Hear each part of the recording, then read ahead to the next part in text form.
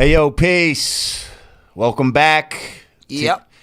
To the Yanadameen Godcast. My name is Lord Jamar. And I'm Rah Digga. Peace, sister. How you be? I'm good, man. Fresh off that Queens of Hip Hop concert. That was dope. Shit, let's talk about that in a second. That was cute. Today's math is wisdom, power, refinement, all being born to God. When you speak your wise words of truth and refine others with those words, you show and prove yourself as God. Peace to the gods and earths. Yeah, so you did your Sisters of Hip Hop concert? Yeah, man. Okay. It was cute. It was all actually like a high school reunion. Just, That's what's up. Seeing all the girls from 20 years ago and all the inside jokes amongst ourselves, like, ooh, I'm glad I only got 15 minutes. My knees ain't working like they used to. My uterus hurting. I gotta go to the bathroom. Tell me some of the queens that was there again. Refresh your memory. Wow, let's see. There was myself. There was Nikki D. Shouts out to her. Shout out Nikki D. I told you a funny story about her. Maybe we'll tell that later. Shouts out Nikki. I love Nikki D. She's looking great too, by the way. I think she's like vegan now. Yeah, oh, yeah? Yeah, the vegans are killing it right now. You want to be fabulous at 50? Just go vegan. Okay. Let's see. There was Rage, who brought out Daz, so that was hard body. Rage. Mia X. You know, Rage used to work at Chung King back in the days as like an intern. Oh yeah, you know what? She actually told the story when we were doing the press run. She told the story that she was living there. Oh yes, she was. Matter of fact, yes, she told was. The story. She was living there. Yo-Yo, shouts out to Yo-Yo was in the building. You can't play with my Yo-Yo. Let's see, who else am I? And then I'm trying to think of like the order and everything. Then Light, shouts out to Light, was in the building. Tore it down. I am the light, the light, the light. Trina, Trina shut that shit down, bro. Well, y'all was in Atlanta, so I knew neck of the woods. I knew it made sense, especially like if you're in the South, you want to put the Southern acts closer to the end and stuff. But yeah, she definitely like that's like my first time ever seeing her perform live. Like I can't say that I've ever seen her perform live. I've never seen her perform live until to this show, and she's hard. I mean, just like everything, like the presence, the breath control. Like we seasoned vets anyway. So, but right. I was definitely impressed. I think Trina done strung a lot of niggas out during I think I may have enjoyed her set the most. Yeah, I can't confirm or deny them allegations. They've already been confirmed. No, I know. She got something. She's sitting on something special. Yo, check it. I saw an interview where she said like if the dude can't fly her private on the from the first, then it's no like don't even bother. Like don't like part of the part of the stipulations of dating Trina is you have to be able to fly her private to the date. So now what do you think really can make it worth that much? You know what I mean? Like, what's so special about that kitty cat that it deserves being flown on the private from day one? Hey, like, and you see what I'm saying? Other than you just, what she say? Look, you just abandoned like me. They can go back to back like me. You don't need it. So this is what I'm saying. Like. It's gotta be something special, cause not for nothing, she been making niggas do shit like that for a long time. So shouts out to Trina getting your Mac Mama on. Some sort of voodoo she's sitting on. Eve was in the building. Oh shit. Remy was in the building. That's what's up. Yeah. This was really legendary. Who put this together? Like whose fucking idea was this? There's a gentleman by the name of DJ K Smooth that put it all together. I know he's doing. He reached out to me through Facebook Messenger, like, "Yo, I'm trying to put this girl show together." I'm like, I'm down. Just long as the numbers work. Okay. Make it make sense. I always have like reservations sometimes about all female lineups because people think that just because we're all girls, like it's a great idea, but sometimes the demographics might not make sense. Like, depending on the type of female you are, like I know that there are people are fans of multiple females, but I personally think like sonically and aesthetically, like I'm more synonymous or comparable to like Redman than Trina. Right. So, and it's not so much to, say that, I don't want to do girl stuff. It just has to be the right girls. Right. But,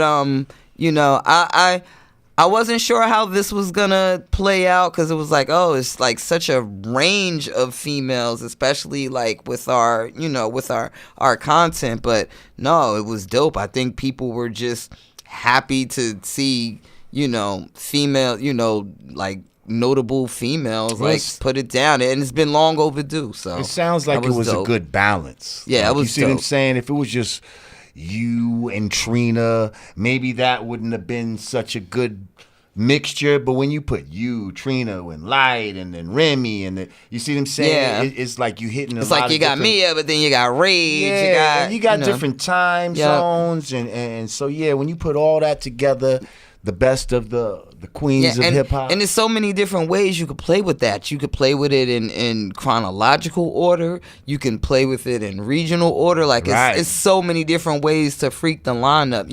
When we travel out west, you save Yo-Yo and Rage for the end. You go down south, you save a Mia and a Yo-Yo for the end, or stuff. Now like that was my next question. Is this a traveling thing, or is this just on one-off? I think it's definitely going to be a traveling thing now. Originally, like how was the turnout? Oh, it was full house. Full house. So it makes money. Sold out show. So it makes sense economically to do it again. I think initially they wanted to see, how it was going to turn out, because they said up until a month ago they had only sold about 600 tickets, and then suddenly within the last month, the entire show sold out. So I mean that I saw people all the way up to the nosebleed. So it was definitely, a sold out show, and they're gonna take it on the road starting in June. We're hitting the Barclay in June. Ah, nice. We hitting the Barclay in June, and it's gonna go all the way to Labor Day weekend. Can I come to that one? Yes, you can be my special guest. Well, thank you. Shout out to my cousin Reality, my man Jay Stone. I saw they put up some pictures on Instagram. They was at the show. Word. So shout out to them. Yeah. So listen, what else we got going on this week? There's a lot of deep shit going on. Yeah, this week. It's a lot of stuff. Actually, let me make a quick retraction. I was strong and wrong last week. Okay. I was like, I know my shit. Talk to him. Reese Steele, the daughter of Sparky D.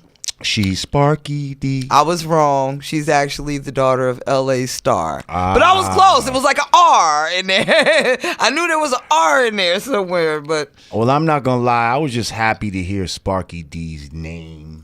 Because shouts out to Antoinette. We was just talking about her last week. Antoinette was in the building. Yo, funny story. What's messing with? We got stuck in the middle of a St. Patrick's Day parade. I'm in the car. I'm in one SUV with my team, Nikki D and Antoinette. Because I believe, I didn't see the show, but I believe Nikki D brought Antoinette out. And that's dope. They're in the SUV behind me. So we just literally like plowed through the parade. So the cops tried to pull their truck over. So their truck is getting pulled over. Nikki D and Antoinette jumps in my truck because we're ahead. We're past the light. We're not moving. So me and Nikki D turn to each other like, yo, they calling us like 5 minutes up. Nikki, you just missed your time. Up, we're about to miss our time.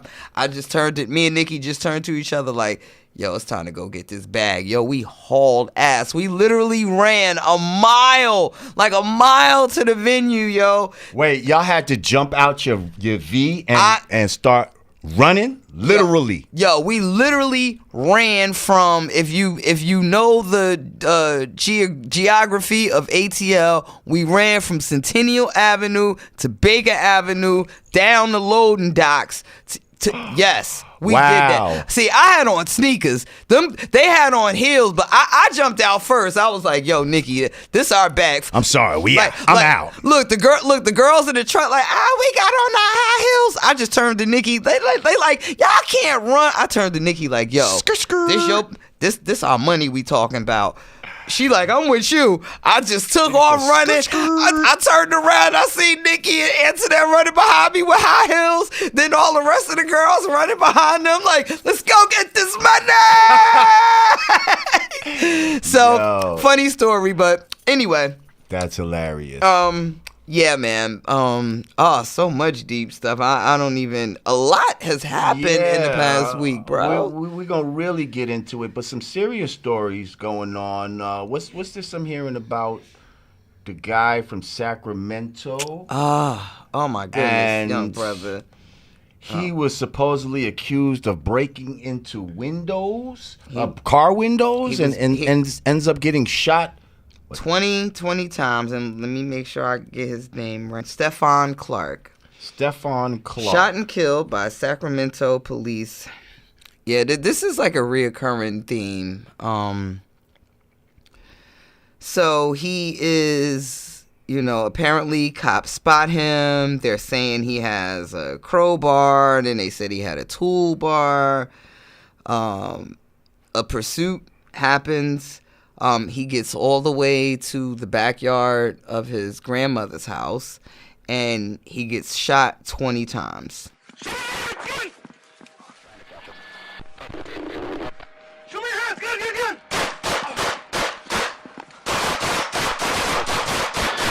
Shots fired. Copy, shots fired. Now, the audio, I actually just heard the audio earlier today. So wait, they have audio of the actual. Right, they have the audio. Well, I'm saying today, but Wednesday they released the footage of the body cam and the audio from it. Now, at some point, they cover the body cam, or they mute the audio. But in the audio, you hear the shots. You hear them yelling to him. You hear the shots, like multiple shots, and then they're calling out to him like, "Are you okay? Do you need CPR? We have to know that there's not a gun." Hey, can you hear us? Police department, can you hear us? We need to know if you're okay. We need to get you medics, but we can't go over there to get you help unless we know you don't have a weapon.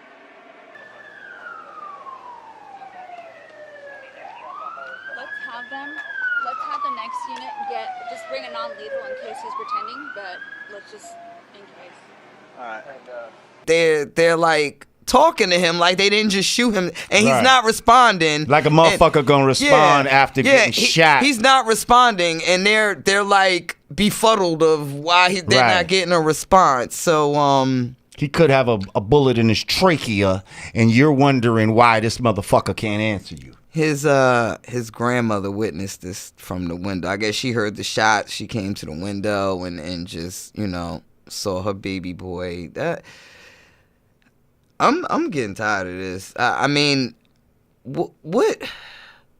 I guess I want to ask, like, what could we do as a people to minimize these situations? We can't say cooperate with the police, because that doesn't work either. You can have your hands up and just reach for your ID and I saw a video where the police asked the brother to get his for his license, and when he goes to pull his license out, they shoot him. Police popped him. Right. And my man's like, "What the fuck you shoot me for? You told me to do this." Right. Like, you told me to go for my life. You're okay. You're talking about the guy that reached in the van, right? Yeah. It was in broad daylight. Right. I'm thinking about the you see, there's so many. I feel bad that I'm getting the names confused, but I remember that incident. I'm thinking about the gentleman who his woman was driving, and I think she recorded the whole thing. The kid was in the back, and they just shot him right there in the passenger seat. Forgive me for forgetting his name. Is that Orlando Steele or? Yeah. Yep. Something like that. Yeah. Yep. Okay. Castile. Mm-hmm. Yep. Orlando Castile. Uh-huh. Yep. And I mean, we spoke about how, again, see, we have all these frames of references of actually seeing people get killed on camera, actually hearing the audio and all of this. Again, there's these school shootings and all of this type of shit that happens in these white communities, and we don't have the psychological frame of reference because they don't show you that type of shit. You see what I'm saying? They don't show you that type of shit. And later on, we're gonna get more into about how they frame certain things. Right. Because that's very important. You're right. What you show and what you don't show. You're right. Within a frame. Right now they see us within this frame, but what's outside the frame? Right. Why are we hearing the audio of this young brother getting shot 20 times and like that isn't going to, be psychologically traumatizing to the rest of the community. So when the next young brother gets in that situation, it's already in his head that this probably isn't going to end well, and he's going to react accordingly. During the Vietnam War, that was the first war where really war was captured on film and disseminated to the masses almost in real time. And what it did was traumatize a lot of people. Right. What it did was make a lot of people against war. It caused a lot of war protests because they saw the horrors and the, atrocities of war. People getting, legs and shit blown off and all this type of shit, and just the amounts of bodies that were coming back from Vietnam. So the government decided we're not showing that shit no more. So ever since the Vietnam War, you'll notice that any war that America goes to, you don't see. You'll hear about casualties. Oh, there were 13 casualties in Afghanistan. It'll scroll across the bottom. It'll scroll across the bottom of the news. You'll never see a dead soldier again. Because they don't want to traumatize their people, number one, with those sites, but they also don't want to use those as motivating factors to be against war. They want you to be down with war and shit like that. So they're not going to show you that. But when it comes to black people and just original people of color, as you would say, it's like a reality show. Like how many different ways to kill a nigga? Right, and they just don't give a fuck about the psychological trauma. They're specifically trying to impress these images on us. You understand what I'm saying? To make us fearful. Because the bottom line, what's the reoccurring theme with a lot of these, especially police shootings? They feared for their life. That's what they claim, right? But the real underlying message is, don't resist me. Don't resist. If you resist, then I have the right to murder you. Okay? But how many, this country was built on resistance. Hello.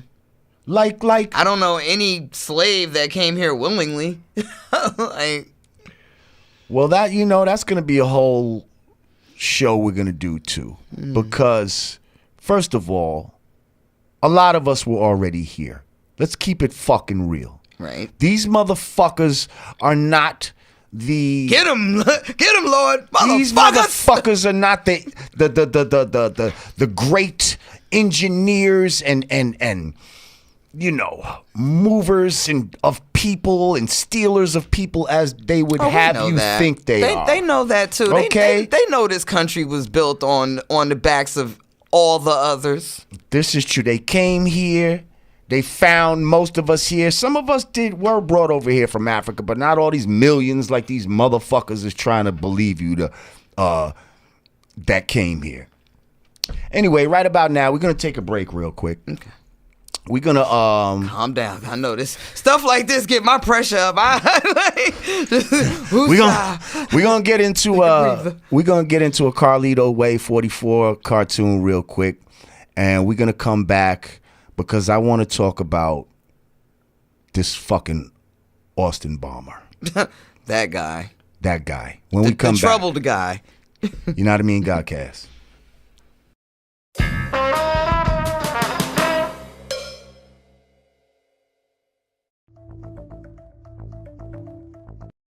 Something that is very destructive. Whatever is going to cause destruction is evil. That's basically it. Okay. Now, everybody is capable of doing something that is destructive. And the white supremacist wants to emphasize destructive activity, evil activity, something that's going to always have a non-constructive result among dark-skinned people. This is their goal. They don't want to see non-white people doing anything that's constructive. They panic when they see that. If you're doing anything that makes sense, they practically lose their minds. No, we can't have them like that. We got to have them in a state of mind where they're doing stupid stuff all the time, destructive stuff all the time. Anytime that you look up and dark-skinned people are coming around, something very ugly is going to happen, because they're going to make ugly things happen because we teach them to do ugly things, and we want to keep them in that frame of mind. If we lose that grasp on being able to control their behavior in a manner that they are non-constructive, except when we want them to be constructive. When we want them to be constructive for our benefit, then we'll allow them to do something constructive. But when they're among each other, see to it, watch them real close, and see to it that they don't do anything constructive. Because when they do something constructive, it means we're out of business. And we don't intend to be out of business.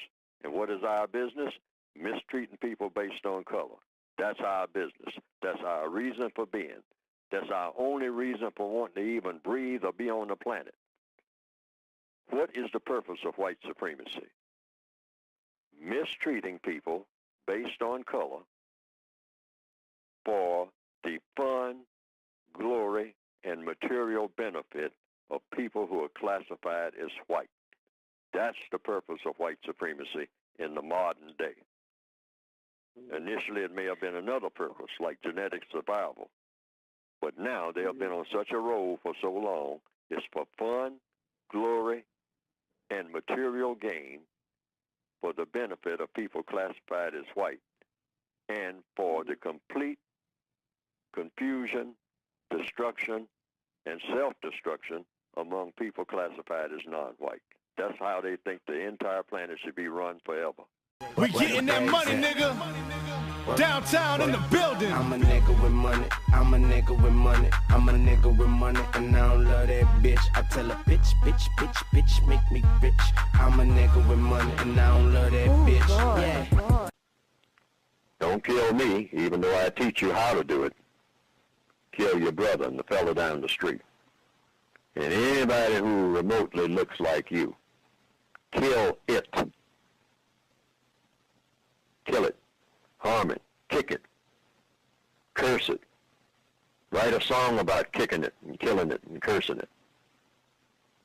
And try to get everybody to listen to it. And then go out and do it. And try to get them to do it. And call that our culture.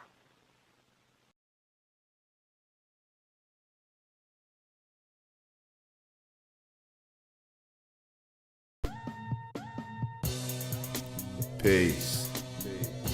It's the absence of all confusion. United we stand, divided we fall. Two fingers together is the real peace sign, y'all. Brand Nubian peace gear. Hoodies. T-shirts. Snapbacks. Available at hoodg.com.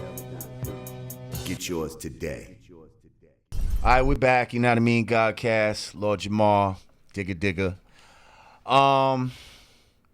So, in this past week in Austin, Texas, there was a series of terrorist bombings. Mm-hmm. Okay, and let's call them what the fuck they are. Terrorist bombings. By a white terrorist. Mm-hmm. a young man by the name of Mark Anthony Conditt supposedly is responsible for a series of bombings, at least 2 of which I know killed some black people. It almost seemed like this was an attack strictly on black people at first, but then some of the later bombings, apparently, a couple of white people were injured. Mm-hmm. Now, the thing is, and time again, we're sitting here calling this young white terrorist a terrorist. We calling him what he is.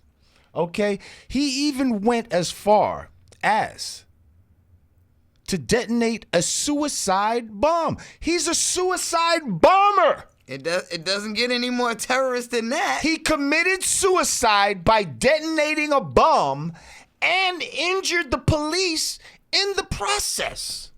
So how the fuck are you not gonna call this nigga a motherfucking suicide bomber? If he were Muslim, if he were black, if he was Muslim, could you imagine? Korean, if he were anything other than white, this man would have been labeled a motherfucking terrorist of what he is. But what are they saying about this man? They love pushing the troubled narrative when it comes to white quote terrorists. Unquote. This motherfucker, he gave a confession on his phone. They found a confession on his phone. Mm-hmm. They talking about him, quote, what they found on the phone, they're saying, it is the outcry of a very challenged young man talking about challenges in his life that led him to this point. Like, niggas ain't got challenges. Like, how like motherfuckers in the desert who's getting bombed by fucking, drones and shit like that ain't got challenges. Where their babies or some shit, or their grandpa or somebody just got drone strike by the U.S. government. Like, you think... And first of all... Like, getting killed by a cop holding a cell phone ain't a damn challenge. Like, bro. Terrorism, I'm not going to sit here and advocate for terrorism because I don't advocate for, violence is not the answer. You know what I mean? If we truly use our power as God, then the mind is all we need. Okay? But we have to truly access our power as that. We're not there yet. But anyway, but to have, to try to coddle this motherfucker and act like, you're trying to find some understanding. Well, I'll tell you why they'll never label a white person as a terrorist. For one, you got to think of you got to take the word terrorist into context. Like, when they first started, not even first started, but when they're pushing it, there's always an agenda against that particular group of people. Absolutely. So they had to, terrorists to justify going into Iraq and Afghanistan, because the real agenda was going to get their oil. So in order to make sense to invade these countries, they had to convince, the media, the news, they have to convince us as Americans that we are not safe from these people. They're terrorists. Right, so we're going to have a war on terror. We're going to have a war on terror, right. If you start labeling white people terrorists, like, how do you wage war on your own? On yourself. Right. So they're never going to be called terrorists. I mean, school shootings, terrorism. That's terrorism at its finest. Mm-hmm. Like, it's like, why can't we see the hypocrisy in all of this? Like, I mean, I guess some of us do, but it's like, We see it. What the fuck, you know? Well, what are we gonna do about it? We definitely see it, and honestly, I believe white people see it too. They just either, they're just either naive or don't give a fuck. Like it's one or the other, because there's no way that it's this blatant to everybody else but them. Because I'm gonna always call it what it is, like, you know. And again, it's about. I think the Muslims should protest. I think they need to get a protest, like with the anti-terrorist signs. Like, yeah, who's the terrorist now? Like, why the fuck are you not? I think they need to do it. You're not harassing him. Yeah. You harass me all the time, like I am a fucking terrorist. Yeah. I am not terrorist. I wouldn't be mad at him. I might support. I might show up to the rally with him. It's just like, see, this is what I was talking about earlier, though, as far as like framing some shit. You see, you know, there's an agenda behind everything. So they have an agenda with themselves as far as framing themselves in the best light as possible. Right. You see, like, white people have framed themselves as God, basically. You see what I'm saying? They framed themselves as God. A false God, but God nonetheless. And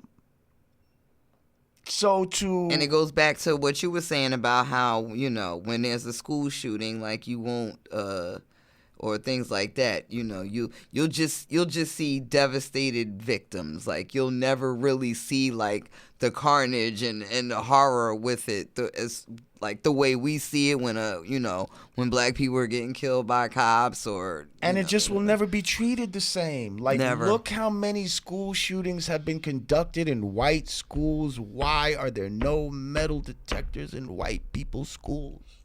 I'll tell you why, because they don't want to make their children feel like criminals.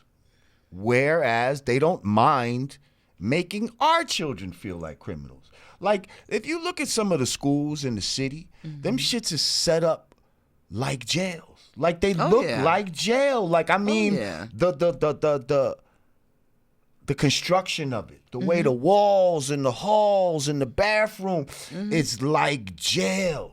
Now, you go up in some of these fucking fancy-ass white schools, and you be like, wow. I went to boarding school. I went to boarding school, so I'm already somebody's knowing. asked me to ask you about that, too. About boarding school? We're going to have to do a whole That's because I was smart. That was because I got a scholarship for being a straight A student. Somebody said, ask Rah Digga about when she went to boarding school. Ask about your Outsiders days. Okay. And they want to know about... your baby daddy. And they want to know about a lot of Rah Digga stuff. See, we did a Rah Digga interview when you didn't air that segment. You know, I put that on the Patreon. Okay. And like, but now that we in a new place, we might just have to do a whole new pretend it's my first day here. Well, give an interview. I'll give it. You don't have to pretend it's the first day. We just make them privy to certain shit. Actually, you know what would be cool? We should do that with each other. Like I ask you a question, you ask me a question. That'd be cute. That's cute. That'd be cute. I bet there's a lot we don't know about each other. Right. But yeah, back to what we're saying. You know, it's just about trying to frame yourself in the best light and not giving a fuck about nobody else, basically. Like you don't mind framing anybody else's child as a monster. I mean, these are the terms that come out, like that monster. And, you know, we've never had no mass school shooting in black neighborhoods, but yet we got all kind of metal detectors in multiple schools and this shit has been going on for years. Right. And we're subject to, you know, searches and search and seizure. Yeah, and acting like criminals and all this type of shit. Yet they are killing, their children are killing each other, and they still won't make them suffer that type of indignity when it comes to going to school. Why? Because school is a place where a child should be learning and not have to worry about, you know, feeling like a prisoner. That's the type of shit they'll say for their own kids. Right. But when it comes to us, you know, the children of the savages in their mind? Who gives a fuck about their feelings or anything like that? I saw a Rhapsody tweet too that her, because this was also the week of South by Southwest, so a lot of the a lot of those shows were getting postponed, canceled, just for safety, and it's unfortunate. I don't know if I don't like was he targeting black people? It almost seems this is all remains to be seen. Yeah, they don't. They're saying he might have had problem with immigrants and this and that and blah blah blah blah blah. My thing is, I'm always a little suspicious when things like this though are like tied up in a nice little bow like this. You understand? Like, you're looking for this bomber motherfucker. All of a sudden, you came across some footage of him at the FedEx place with a wig on, and that led you to da-da-da-da-da. And now he blew himself up, and now it's just all over. You see what I'm saying? Like he's one guy. You don't know if he was connected to anything. You're saying there was nothing on his cell phone that with him admitting, but I didn't actually watch the footage. Right. So now again, we don't know. I gotta go by what the fuck you're telling me is on the fucking cell phone, as if I fucking trust your ass. I just saw the word trouble. As soon as I saw the word trouble, I just turned we not doing this. We not giving him the troubled label. This motherfucker built multiple bombs, but multiple types of bombs. Multiple bombs, multiple types of bombs, special batteries, and then he blew himself up. Like, it doesn't get any more Which textbook makes you terrorist than a that. Suicide bomber. Like, say that.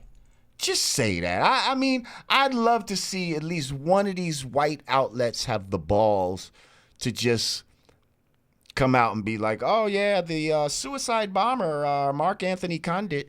You see? And rather than say that now, but now they're actually publishing stories saying, is it, why is he being caught? Like, now they're asking the question, or that's the subplot now, rather than just say suicide bomber such and such. Now it's like, so, there's been speculation, or there's been backlash of him not being labeled as terrorist. Was he an actual terrorist? Like, that's the news story now. And they'll actually try to get into his mind frame. They're trying to. I hate when they try to humanize these people. Like, dog, how you can find a parking ticket on a black kid that the cops just killed, or find something that he did when he was 12 years old, but y'all going out of your way to make these people seem like they weren't as bad as the crime they committed. Like, fuck out of here. I'm over it. My tolerance is low for this type stuff, yo. Well, on to a little more fuckery. What we got, like 10 minutes right now? What we got? Like 6. Okay. Real quick. I just want to bring this up because this is more fuckery out here. Your boy Trump talking about drug dealers should get the death penalty as a response to the so-called opioid crisis. What the fuck is this all about? First they want to arm the teach. First they want the teachers to kill the little black boys because they fearful for their life. I'm just, I'm being extra. But, I mean, seriously, though, between that and, like, really? But if we talking about drug dealers, who are we talking about? And when we talk about opioids, the real dealers of the opioids would be the pharmaceutical companies. Right. Are we going to kill them? Right. Are they going to get the death penalty? I don't think that's who you're talking about. I think you're talking about the average street motherfucker, right? Right. Now, when you also say opioids, we're talking about, Oxycontin, right, and Percocets, right, and I got to be honest, I don't know a lot of black dudes that's selling that type of shit. Neither do I. You know, I know. What's the shit that's really fucking them? The ice. I know it's a little young craze. Meth. Crystal meth. Crystal meth. That's another, I guess, would fall under all of this. But what's so dangerous about this is he's acting like it's something to try to deter, his people or whatever from taking drugs. But what they're going to end up doing is making it a blanket thing for all drugs. Right. You understand? So You'll give somebody a death penalty for selling weed. Exactly. Mm-hmm. So now somebody that's moving weed or some crack or some shit that black people are usually known for fucking with, they'll blanket them into this type of shit to try to now justify rounding us up yet again and killing us. I mean, what do you think Hitler did with the Jews? Do you think it was all about justifying it? We got to justify murder in this fucking country. And it's fucking crazy. And this is just another example of, how laws are crafted to attack a certain demographic. You understand? And this is dressed as one thing. Yo, we live in a fucking it's between our president and society just in general, like what I don't know what happened, like, and it seems so drastic. It seems so drastic. It seemed like 1 minute it was, we were on the right path, we were on track to like having like healthcare for everyone, and I mean, that was a nice bait and switch. Yeah, it seemed like we were just moving in such a positive direction, and now we're like back in the fucking 60s. It's crazy. All right, welcome back. Yanadameen Godcast, Lord Jamar and Rah Digga. Yep. We have a passing to announce. Yes. It is with my heaviest heart. Rest in peace to Queen Latifah's mom, Ms Rita Owens, whom I knew personally. Very beloved woman. She was a school teacher at Irvington High for many, many, many years. And that's where Latifah went to school. Everybody in the community knows her and loved her. She actually just succumbed to a 14-year battle with heart failure. She's been sick. I think she's been battling for a while. Yeah, we've heard Latifah talk about it, on many occasions and stuff. But I know they were very, very close. I feel so bad for Latifah. I'm not sure if I've met the sister before, but I just know from just watching her on TV and stuff like that, like you could just tell she was one of those people with real beautiful heart, and you could just see the genuine love between the two of them. And just the type of woman Latifah is, you just know she comes from good stuff. Right. She was brought up correctly, and that all, definitely can be credited to her mother. So yeah, rest in peace, Ms Rita Owens. And keep your head up, Latifah. We love you. We love you, Latifah. Peace. Okay, so moving on. So we just talked about the Texas terrorists. Oh, I like how that rolls up. The Texas terrorists. Terrorizing teams of tawdry. Well, anyway, so I thought that this week's Did You Know, since we were just talking about the Texas terrorist out in Austin, did you know that Texas was once a place for free black people? I had no idea. Yeah, well, this week's Did You Know is from our people at pushblack.org. pushblack.org. Shout out my man Derek at pushblack.org. And the title is How Texas Robbed Mexico and Black People at the Same Damn Time.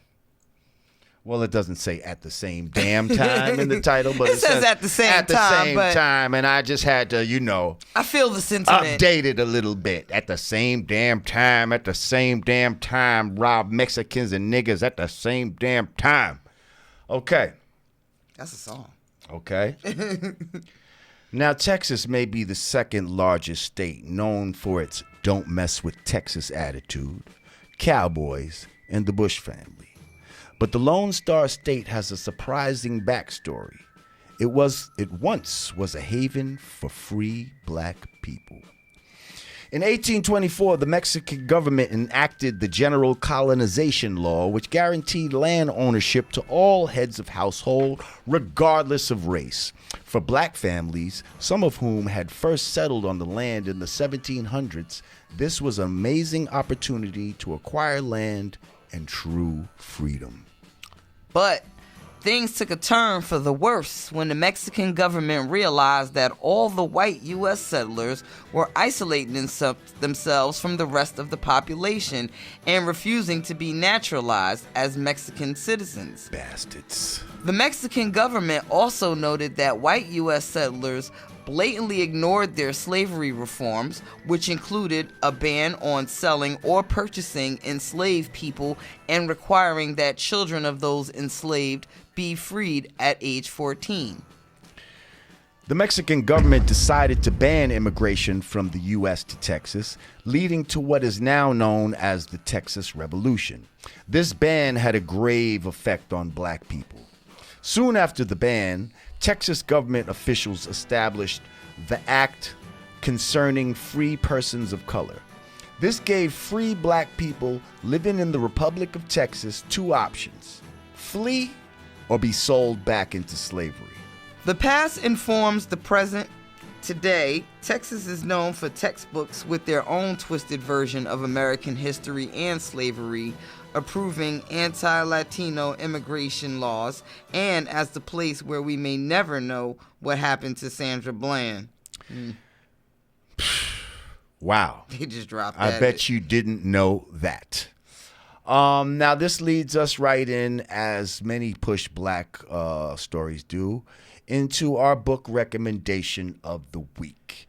So if you'd like to learn more about black people in Texas, check out Black Texans, A History of African Americans in Texas by Alwyn Barr. Available at Amazon and anywhere else where conscious books are sold. And that is our Did You Know and our book recommendation for this week. I actually learn something every week from the Did You Knows. I do too. It's amazing how much just positive and I guess progressive stuff that we do, and we teach, and it's just information is just out there, and it gets buried underneath we're just drug dealers and right. Well, and see, this is what our niche is. I think there's people out here writing books about stuff that you wouldn't. I would never think about this on a randomly. Right. And I think that's what makes us stand out. Is the type of shit that we talk about when we bring you little stories like this. I don't want to be this nigga talking about, Black China's pussy and all this other shit. You understand what I'm saying? The shit that everybody else talks about on these fucking blogs and podcasts and all this shit. I don't necessarily want to rehash, all the same stories that everybody else is rehashing. I want to bring you information that you might not know about. You see what I'm saying? Right. And shit that's really gonna spark something in your mind other than just frivolous, entertainment value. And black excellence. I mean, I definitely we should even make more of a conscious effort to highlight some businesses and stuff. Even if we're digging them up online, we see somebody's movement. I mean, we do that anyway, but we definitely gotta make sure we're enforcing that on a weekly basis. Like, hey, like there's a young girl. She's actually right here in New Jersey. I know she was honored by the Black Girls Rock movement, but she created a organization where Black girls reading books, and I'm gonna get more information about that, so I can speak on it properly. But just long story short, she got tired of going to the library and finding books that didn't relate to her as a young Black girl. So she put together her own book club with 1,000 books for Black girls, just with Black girl issues, hair, identity, things of that nature. And she's hot. She's kicking ass. Well, you're sitting next to the creator of the hashtag Book Phone Challenge. Okay. Shout out to all my Book Phone Challenge people out there. That went viral real quick. She's the daughter of my dear friend Dr. Janet, who runs the Grassroots Foundation. So, matter of fact, shout out to Black Girls Rock. My daughter was in Black Girls Rock for at least 3 or 4 years. In the summer program up at NYU. Matter of fact, shout out Ross Barack. His daughter was he was there. She was there with my daughter. I think maybe 2-3 years ago. Yeah. So I just want to be just not like everybody else. Yeah. Oh, but real quick, we need to say this. We're gonna try to get on IG real quick before we go. People. So I'm doing the analytics, right? Now, we've been averaging about, real quick, 20,000 a episode real quick. Within 24 hours, we got about 20,000 or so views, right? But as we do the analytics, not everybody is watching the whole thing for an hour. Which I don't know why, because I'm cute. Okay, cute. Every week. I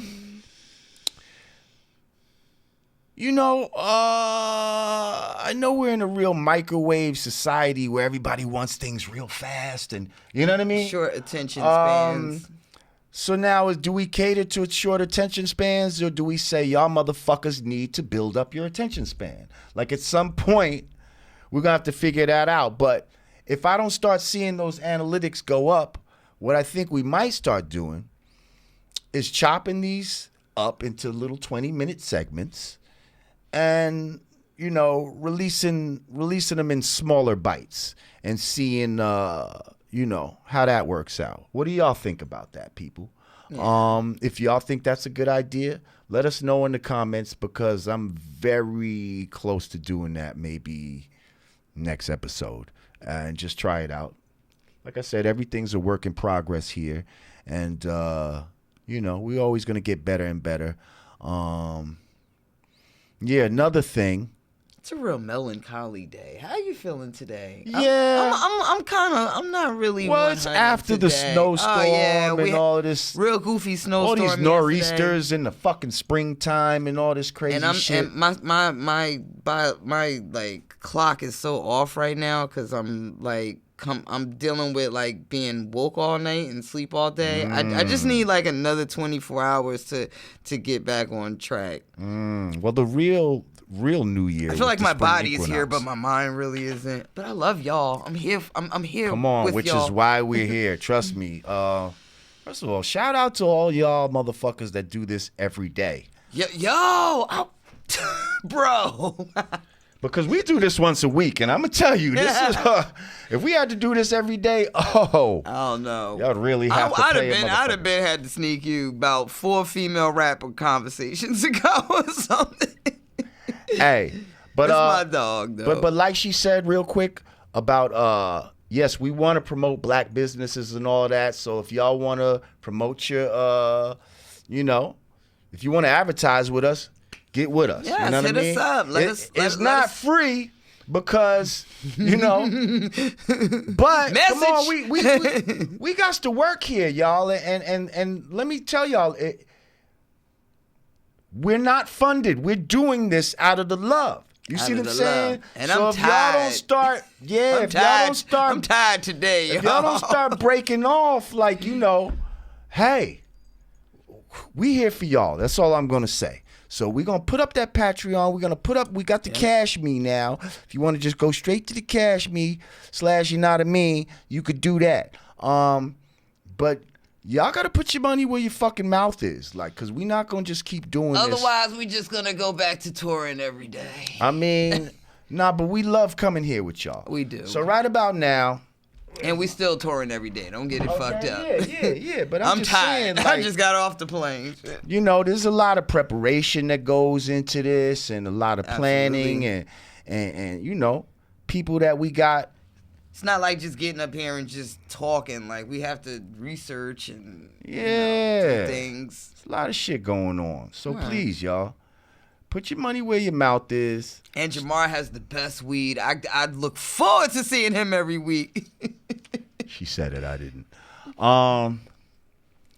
But yeah, come on, man. Ooh, I'm getting a little shiny on the face. Oh wait, do I need to powder your nose? Maybe. I mean, ooh. Do I need to get Call Glam Squad in for you? Okay. Well, not the gay Glam Squad, but you get the female Glam Squad up in here. Where they at? I'm sorry that the gays do it best. Nah. Sorry, you might as well just know it now. Okay. I like this tilted shit right here. Hey. You see we got the red, black, and green in the background, huh? I see. Huh? A bunch of waves. What up, y'all? Hi. What up? Digga. That's her motherfucking name. Oh, and we got the first person that wants to get in. A scientist. Oh, it's a scientist. What up, A scientist?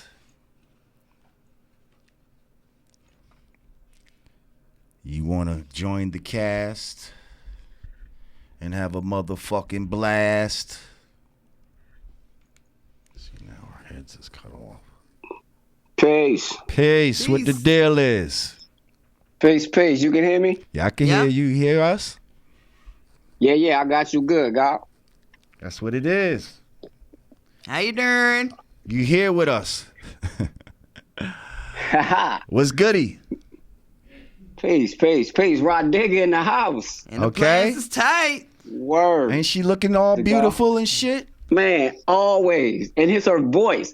When she speak, it just give me a vibration. Oh, thank you, honey. That's what's up, Where bro. you calling us from?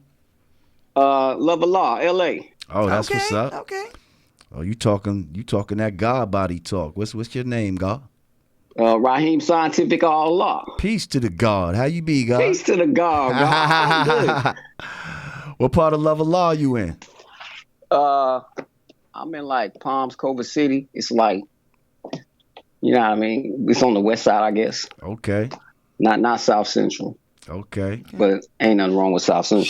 Shout out to my LA gods. Yeah, I know what Culver City is. God born. Word. What's good though? The last time you showed this book. Dr. Layla Africa. And you went and got it? You got that. Oh, you had it already? No, I had it already. Okay, cool. Nice. I want to show this book. Acid and alkaline. Talk to him, brother. Because you need to know the difference between acid and alkaline. You need to have your pH. You want to eat healthy, but you also got to have your pH right. The Talk pH to them. need to be about 7. You know what I'm saying? Right. 7.4. And you need to know what food causes acid and what causes alkaline. Now tell us the benefits between acid and alkaline real quick.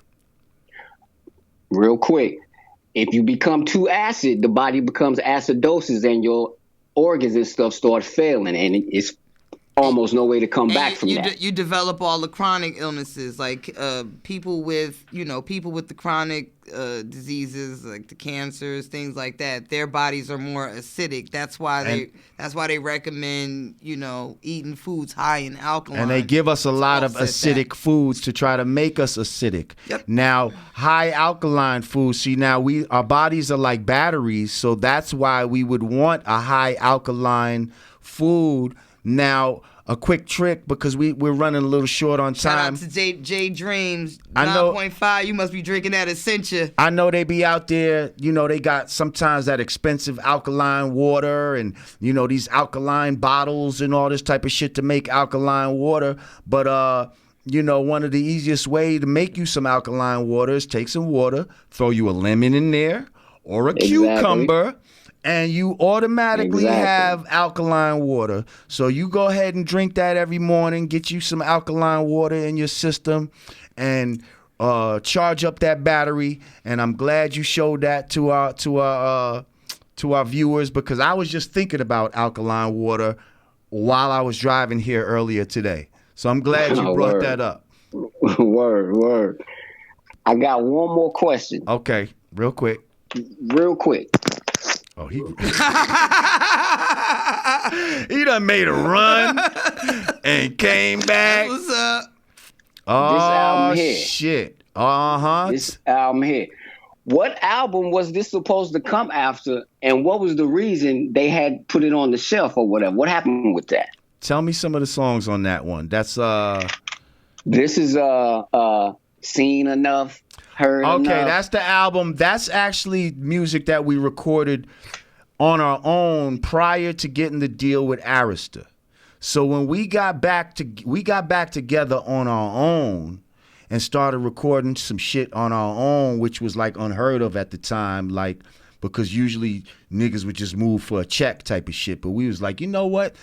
Motherfuckers want Brand Nubian back, and let's put all the bullshit to the side. And so we got matter of fact, we had got with Dante again, and he had some Dante Ross. He had some studio in Manhattan. We was going there recording some joints, and those was the joints. But then when we got with Arista, we ended up doing a whole new shit, and was like, fuck them songs, and we just but those was dope songs though. And then we ended up, these songs is dope. Yeah, that shit was dope. So for a minute I thought you was getting the unreleased Everything Is a Story Dirty Harry or something, but it's okay. I ain't gonna take it personally. I'll get you next time.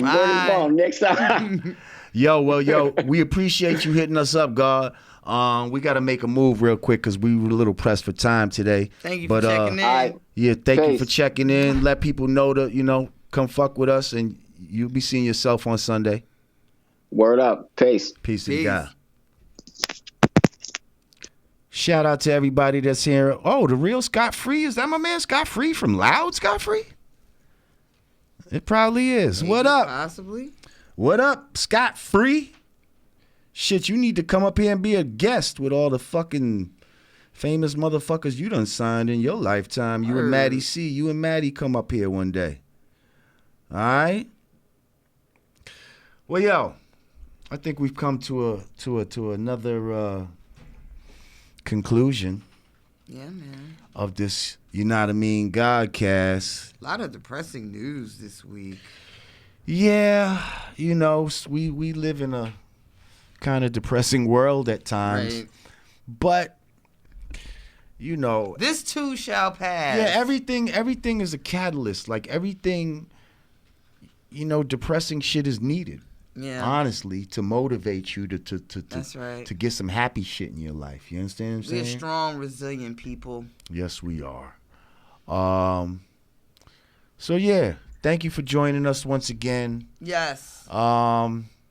Make sure you tell a friend to tell a friend. Subscribe, comment, like, all that internet shit you're supposed to do. If you don't want us clickbaiting and gossiping, you got to subscribe to us and support us. Come on, man. We not trying to be like everybody out here. You know what we want to give y'all, but, you got to work with us. So, once again, for the Yanadameen Godcast, I am Lord Jamar. And I am Digga Digga. Peace.